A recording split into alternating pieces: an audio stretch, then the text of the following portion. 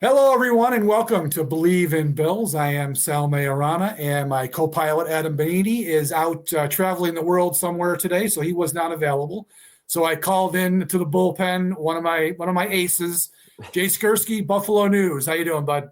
Hey Sal, I'm doing well. Yeah, where's Benini? Probably in Italy somewhere, sipping on some I don't fine know. I Italian don't know wine. where he's traveling somewhere. I'm not quite sure where he is, but he Yeah, did text and said, "Yeah, go ahead without me." So I figured I'd give you a call. I had to laugh. I saw your tweet a little while ago. I'm guessing you might have had golf plans today, and I the lovely Buffalo weather has ruined that. I mean I always want to golf in May, and I feel like I have not played around this year that it hasn't been windy or cold or wet. It's just we're almost in June. I've had it. Uh, I've had enough. It has been brutal. Now, as you know, my golf career has kind of come to an end. So my exercise is walking with the dog 6, 7 miles a day, and it seems like every day I'm out there, I still have a hoodie on. Yeah, yeah. Just At brutal, least, brutal. at least, yeah. I'm sitting here watching it. I mean, it's raining as hard as it's rained all day. And it's been 2 days nonstop. So yeah. Yeah. Okay. Well, enough of the weather talk. Let's move on. Hey, these bills never give us a day off. I mean, it just seems like it never ends, and we're in May, and it should be pretty quiet, but it's not. So the latest news this morning that came out of Chicago is that they're going to have joint practices with the Bears before they play. This is the second preseason game. I think it's August 17th, I want to say, Mhm. which is a Sunday because the August 9th is the Saturday, the opener against the Giants. So Chicago for a couple days might be fun in the summer, eh? Yeah, now we got to check the Cubs schedule, right? The White Sox schedule, if that's the backup plan. I think usually one of them's home at least, so we should be Right. in luck there. But yeah, that'll be cool. Chicago in the summertime's nice.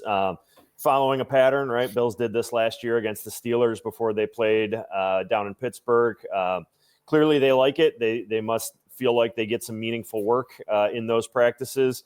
It's not anything new. A lot of teams around the league are doing it, and it'd be nice maybe one time if one of these teams would come here, so we're not, Yeah. for a long travel season. It makes life a little longer for us in terms of being on the road. But from a football perspective, obviously Sean McDermott has done it multiple times. I think back early in his career, went down to Carolina and did it. Then they had a break. Obviously, COVID impacted that in terms of not traveling for some teams, but looks like they're back to it. And the Bears are an interesting team. With a new head coach and kind of a rebuilt offense. I think they're a team that could take a pretty big step forward. So it should be a couple of days of pretty good work. Yeah. I don't think they've done it here under McDermott. The last time I can remember, and I could be wrong, the Browns came here to Fisher one year way back, might have been during Greg Williams. And it probably has happened since then, but I'm too old to remember. But I'm almost sure we haven't had one of these with McDermott at Fisher. It's always been on the road. And I agree. I think they get good work. I like the joint practices, the training camp practices, as you know, you and I are out there every day and it gets so monotonous. And I think if you're going against another team, it definitely gets your guys juiced up a little bit. I think they work maybe even a little bit harder. And I think that's really good work. And I think, Jay, I don't know what you think about this, but, Goodell keeps talking about 16 international games and all this. And that's only going to mean there's going to be an 18-game schedule at some point. And I think what that'll be for the preseason, they'll cut a preseason game. And I think every one of these teams is going to set up a joint practice with somebody else moving forward whenever that happens. Yeah, I agree with that. I think we're trending toward 18 regular season and 2 preseason, and to me, it makes sense, right? The revenue for the regular season is going to be higher, even though season ticket holders do pay full price for the preseason, which is one of the greatest scams that the NFL runs. But Truly. yeah, and I think the question then becomes, well, is 2 preseason games enough? Well, they play major college football games with no preseason, right? So I think Right. I think 2 preseason games is absolutely fine. I'm in favor of it. It'll be interesting to see how they work the 18-game schedule. I think that they should add in a second bye week for every team. You're talking about a pretty lengthy season then. It's going to probably start earlier and end later. But it's just the way of the world in terms of the NFL and just, the revenue the potential revenue that's going to generate. I just don't see any way that the league is going to say no to that. Yeah, I mean, as much as the players are going to bitch about it, I just don't. I don't think they're going to have a leg to stand on that. So we'll see. Well, That's probably going to happen after I retire anyway. So I'm not going to worry too much about it. Although I, you keep telling me I can't retire. Yeah, So listen, I've already lost Mark. I already told you, you're not going anywhere. My guy to the right is gone. My guy to the left can't leave. So you're not going anywhere for a while. So, all right. Hey, so in conjunction with these Bears practices, obviously, it was all tied together. I'm sure the Bills are going to make their debut on Hard Knocks, the HBO reality series, documentary series. They've never been on this show. 2001 it began. And there were some good reasons for that. Obviously, the Bills were absolute, dog crap for 17 years, and nobody cared about them. And I really don't think this is up Sean McDermott or Brandon Beane's alley. And I think that's probably why they haven't been chosen, since these guys have been here. Now, there are rules that, prevented them from being able to do that. But I also think that they probably turned it down a couple times if they had the option, because they like to keep things, I think, a little bit close-lipped, but it looks like they had no way to get out of it this year, and it's going to happen. So what are your thoughts on, them and us, maybe, being followed around by the HBO cameras? yeah, I guess we got to get camera ready now. Maybe we got to dress up here a little bit more for. Well, you do that right? Much better than I do. You are the fashionable dude on the beat. I am just a scrub. So, all right. Well, we'll have to go shopping here before we get out to Fisher. No, I think. Let's look at what the team had to say yesterday after the announcement. Absolutely nothing, right? So I don't think right. I think that tells you a lot in and of itself. They're not championing. I'm not saying that word right, but you know what I'm trying to say. They're not celebrating that they were chosen for this, right? There's no glowing public statements. I'm with you, Sal. I don't think Brandon Beane and Sean McDermott love this. The league, we should point out here, just changed the rules within the last month, actually in the owners' meetings down in West Palm in early April, that teams that made the playoffs the year before had the ability to opt out previously of Hard Knocks. Clearly, over the last 7 or 8 years for the Bills, that has meant they hadn't had to worry about it if they didn't want to do it, because they were able to opt out. Now they no longer have that option. They've got Josh Allen, the league MVP. He's married to a Hollywood celebrity. They're sort of the darlings of the NFL world. I think, if you're a team or if a fan of a team who's been knocked out of the race, you're probably pulling for the Bills to win it all. There's just a lot of excitement. I mean, 4 of their first 6 games are on primetime. Like, this is a franchise that has come a long way from those 17 years that you referenced earlier. They are kind of the it team in the NFL, along with the Chiefs and the Eagles and a couple of others, the Ravens. Those are probably the premier franchises in the league right now in terms of interest, in terms of fan engagement, all of those measurables, right? And so it makes sense that the league would want them on a reality show, right? To follow around this team. Yeah. One thing that's interesting to me, there's not a lot of drama, right? Where's the drama? All right, yeah, you got James Cook who wants a new contract. I don't think that's going to be an issue. I really have not thought it's going to be an issue since the season ended. I just don't see this locker room like that creating this big a problem. So I don't, it's HBO, right? They manufacture drama. They'll come up with a way. But to your original point, do Beane and McDermott like this? My strong suspicion is that it's not up their alley. Yeah, I like I said, I think they had to do it. They didn't have a choice. Like you said, there's no way that they could have opted out this year. And you know what? Get it over with. You're going well right now. You do have the league MVP. They don't have to be Hollywood stars here. Yeah. Just go about your business and hope that HBO doesn't have anything to chew on. Don't give them anything that could really create, like last year with the Giants in the preseason with the Saquon Barkley revelation. I mean, that came off so bad for Joe Shane and that organization.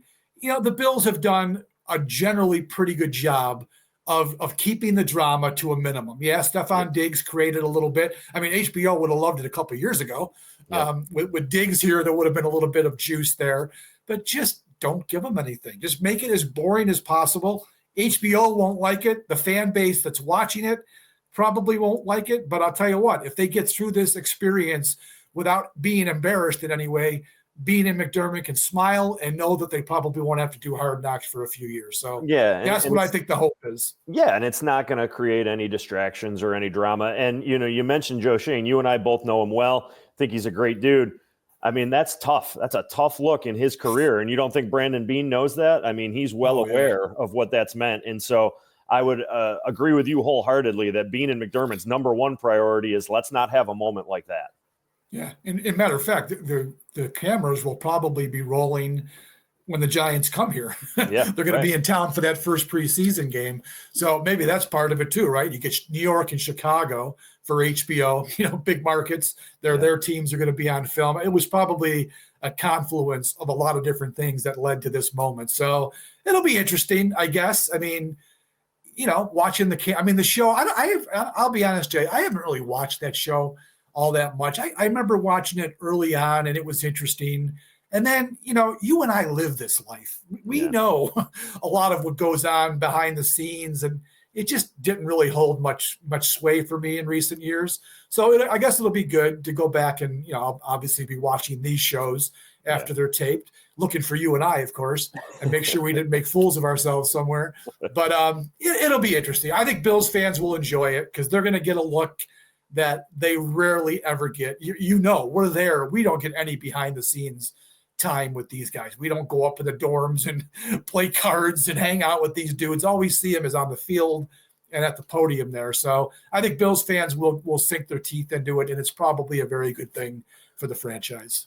I agree with that. I think that the Bills themselves with their embedded franchise, do a little bit of that kind of peek behind the curtain stuff with maybe the combine interviews and things like that. But I do think that this will be probably the best look that we'll get at the inner workings, right, of an organization, especially one as buttoned up as the Bills are.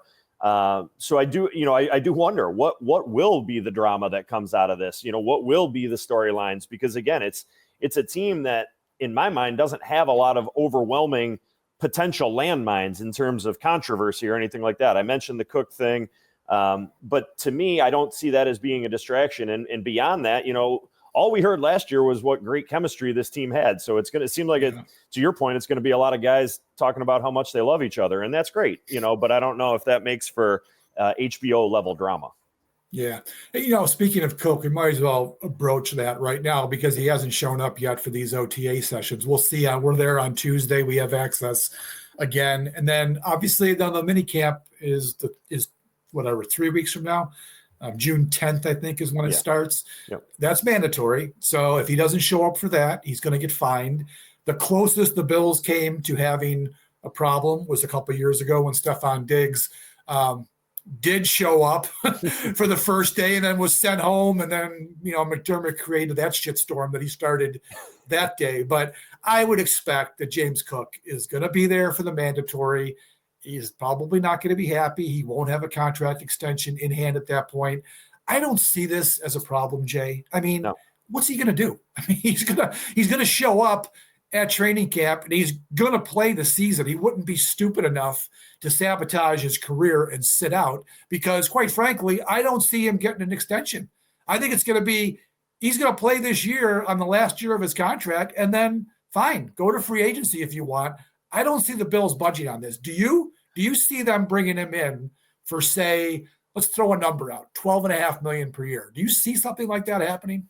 I don't. I'd be surprised by it. I think, unfortunately for James Cook, the negotiating power all rests on the Bills side of the table, right? They've gotten all of these extensions done, right? Brandon Bean has done a majority of his work for the 2026 offseason. He's already gotten done. Yeah, you've got Connor McGovern and David Edwards on the offensive line that you got to take care of. But beyond that, getting so many extensions with Benford and Bernard, Rousseau, Josh Allen, even getting all of those out of the way, it kind of clears the deck. And now the Bills are in a situation where they can let this year play out for James Cook. I agree with you. Again, he's not going to sit out, right? He's gonna want to play and build his value either to the Bills or to the rest of the league. And the Bills have the luxury now of seeing how the season goes for James Cook. If he has another monster year and they say, Joe Brady says, listen, this is a guy that I absolutely cannot live without. He makes my offense function.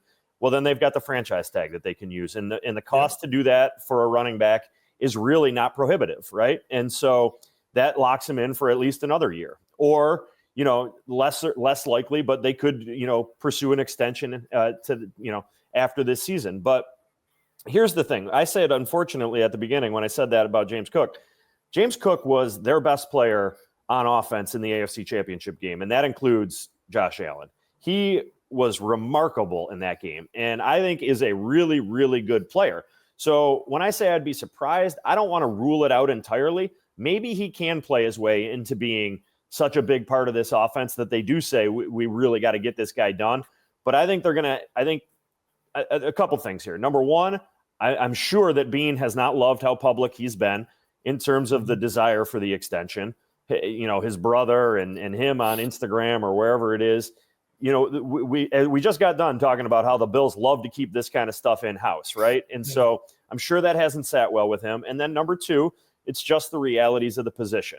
I know last offseason there was a little bit of an outlier with Saquon getting paid, Josh Jacobs getting paid, DeAndre Swift getting a pretty good deal.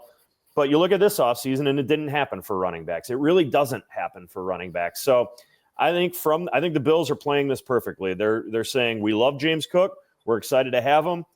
We're going to let him play out the year, and then we'll deal with it then. And I think that's the right approach. I understand why James Cook doesn't like it. I understand what he's after with the 2 years that he's put up back-to-back, that he does want to get paid. He plays a position with maybe the shortest shelf life in the NFL, and he's got to make his money. So I don't begrudge him at all for wanting a new deal, but I just think that all the negotiating power, as I said, sits with the Bills right now. And the Derrick Henry deal didn't help him. Henry signed a 2-year extension at $15 million per. He's Derrick Henry. He's going to be a Hall of Famer, and he's still really good at age, whatever he is, 30. James Cook is asking, he publicly asked for $15 million. Come on, man. He's not going to get paid what Derrick Henry just got paid. He's not even close to he's a good player, but I don't think he's close to Henry, even with Henry being 5 years older. So the market has sort of been set already. And, you mentioned the franchise tag, Jay. Honestly, I think it goes to $14 million based on projection next year if they were to do a franchise tag for a running back. It's still the cheapest position outside of a special team franchise tag, which is, I don't think, ever been done in the history of the NFL. So it would still be a bargain from the Bills' perspective to do that in regards to a franchise tag, but it would also be more money than he would make next year as a free agent, most likely. I don't see him signing a deal with another team that would give him $14 million per year. So take the franchise tag next year if it comes to it, and then go into free agency after your fifth year, which he's probably going to be the same player he was after next year as he is after this past season. Yeah, I guess the only way he'd be getting more than the $14 million is if he were to sign a long-term deal somewhere else, and it had a $10 million signing bonus and a first-year guaranteed salary of $5 million. But even then, we're talking $1 million, right? At that point, you're probably better, as you said, take the guaranteed $14 million, have another good year, and then go into free agency and still try to get that guaranteed $10 million signing bonus, that kind of contract. So again, it's the realities for James Cook of the position that he plays are tough. You look at the money that is thrown around in this league for a lot of different positions that just isn't quite there for running backs. Saquon Barkley, the premier player in the league, offensive player of the year outside of quarterbacks, is making what, borderline number 3 receivers make. It's just what running backs make. And so that's a tough reality for James Cook. I might be a little bit higher on him as a player than you are. I think he's really, really good, but I just think that, I'm not naive to the fact that, you look at, he missed one game last year against the Jets. Ray Davis stepped into the lineup and ran for over 100 yards and looked really good doing it. So I know that you can find players at that position. That's why it's so hard for James Cook, and why I understand why he and his agents might be, doing everything they can to get that extension, because those dollars are just hard to come by for running backs.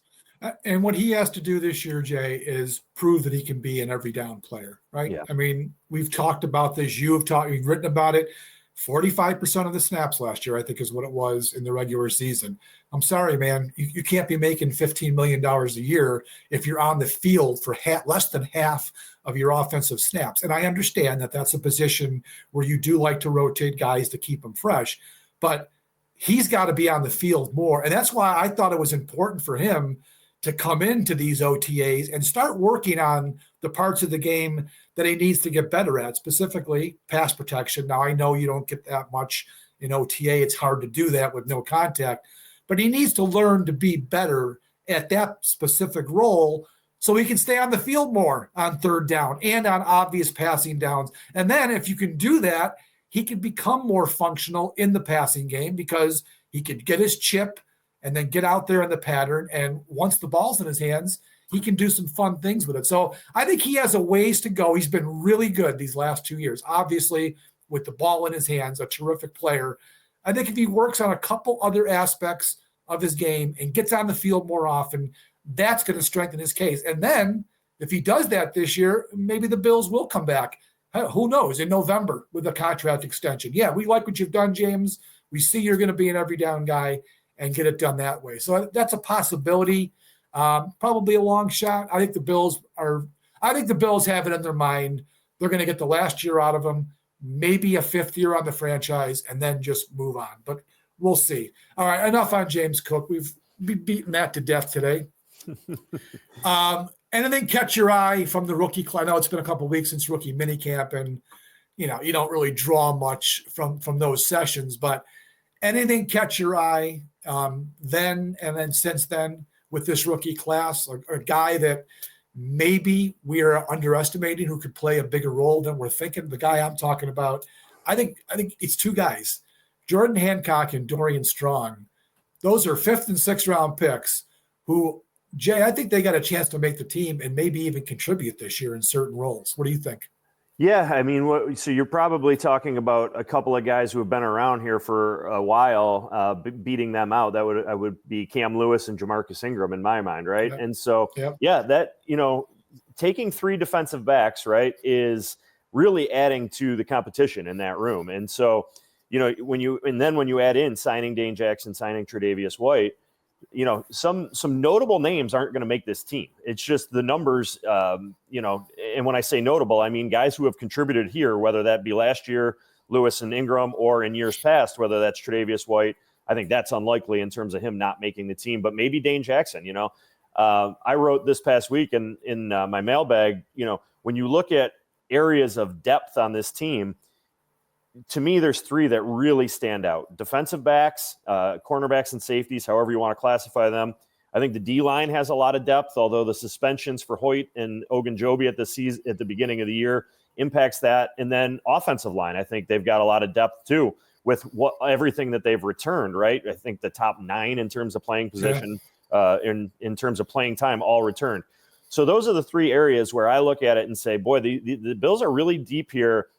Not all these guys can make the team. So maybe that leads you to the trade market, whether that's, before final cuts. We see that often. I'm with you. To me, if I'm going to name one guy that I think could maybe play a little bit bigger role, I'm really interested to see Landon Jackson. I think he was a guy, there was, some talk about late first, early second for him. For the Bills to get him in the 3rd round, and to know about, kind of the long term at that position. I would say the short, the intermediate, and the long term, right? Short term, we know Hoyt's out. So that opens up a spot, I think, right in the rotation right away. In the intermediate, you've got AJ Epenesa and Joey Bosa, both unrestricted free agents after this season. I think with Bosa, they're going to want to keep this guy around, 40% of the snaps in the regular season with an eye toward having him be able to be ready and be able to do a little bit more in the postseason. And then those guys are unrestricted after this year. So, I think Landon Jackson's a really interesting player in that I could see him factoring in early. I could see him factoring in, maybe Hoyt gets back and then his role, maybe, at that point he's got to earn it, right? Those first 6 weeks for him of this season, I think are really big. If he can show, I'm going to be a meaningful contributor for this team. And then as early as 2026, we could be talking about him as a potential starter opposite Rousseau. So I'd say Jackson is the guy in this class outside of Hairston. All right. Obviously the 1st round pick is going to have expectations, but Jackson's the guy I'm most interested in seeing. Yeah, I love that pick. You look at some of those value draft charts that people have put together, which team or which player in every draft class is the best value, and Jackson was hands above everybody else for the Bills. Right. Getting, like you said, number 72 overall. I loved that pick when it happened. I talked to him at the rookie minicamp, did a story. Good kid, Mm-hmm. really enjoyed his personality. So he's going to be a fun player to watch. And you're right. I think he's going to play a big role with Hoyt out. One thing that I found a little bit interesting that I was talking to some people, and if it wasn't for the Hoyt suspension, this issue might have been possible. Trading AJ Epenesa, Mm-hmm. who has been kind of a mediocrity as a second round pick. He's going into the last year of his deal. And I think you could have gotten a little bit of trade value for him. He's a veteran edge rusher who's played a lot of snaps in the NFL. Yep. But I think the Bills probably can't afford to do that because of the Hoyt suspension. Early on, they're not going to be able to, they're going to need Epinesa. Maybe at the trade deadline it happens, but I doubt it. So I think he's probably going to end up being safe here. Epinesa is an interesting one because, generally you think about the trade deadline in terms of the Bills, you think about adding, right? You don't think about subtracting. However, if you do say, hey, we've got Hoyt, I don't know where the trade deadline falls in terms of the week, but it's usually right around that week 7-ish. So maybe if Landon Jackson looks really good, you say we got Hoyt coming back. We got Joey Bosa up and running. We got Rousseau. Javon Solomon has developed, right? Epinesa could be a guy that's expendable. You don't see player-for-player trades very often at the trade deadline, or you don't see a contender, which we all expect the Bills to be, dealing guys from their rotation, which, Epinesa is going to be a part of. But I wouldn't rule it out based on what you just said there, because if Jackson develops, what is Epinesa's role? And I agree with you. He's been an okay player. I think for Jackson, I talked with Mark Gaughan about this. He reminds me a little bit of an Epinesa style player in that, he's pretty good at a lot of things, but maybe not great at the one thing you want an edge rusher to be. And that's like being a terror off the edge. I think that'll be the challenge for Jackson, is to show that he can maybe be more of an impactful. We've seen Epinesa have moments, but consistency has really always been the issue with him. And so for Jackson, that, if he can develop into a 10 sack a year guy and not a 6 sack a year guy, that'd be huge for the Bills. Yeah, I'm looking forward to seeing him play. I like, you watch some of his highlights, you can see the motor. Kid loves it. I think he's going to be a fun player to watch for sure. All right. I guess we could wrap it up, Jay. So I want to ask you, though, because I actually did watch some of the golf last weekend. Scotty Scheffler. Jesus. Man, you know what? You know what pissed me off about the PGA? I really like John Rahm a lot. Yeah. I like him as I have interviewed him when he was here at the PGA. I like him as a person, at least as far as what I can, what I know. Yeah. And I was rooting for him to win that thing the other day. What a couple. He was just awful down the stretch. And of course, all you need to do with Scheffler is give him that one little lane and boom, he goes through it. What'd you think of it was, because otherwise it was a pretty dull PGA, except for that last finish there. It's so funny because I think it was like Friday afternoon, maybe even, early Saturday. I'm texting my buddies saying this leaderboard looks like the Barracuda Championship right now. What's going on here? But in the end, right, the cream always rises, right? Scheffler, DeChambeau, and Rahm, are on the back nine, tied for the lead at one point, I believe. And so, that's what everybody was kind of turning in for and hoping for. I think, the PGA is at a disadvantage in that the Masters was so great, right? It was just, It was awesome. And so I think there was always going to be a little bit of a natural letdown, and there was, but I'm happy to see Scheffler win.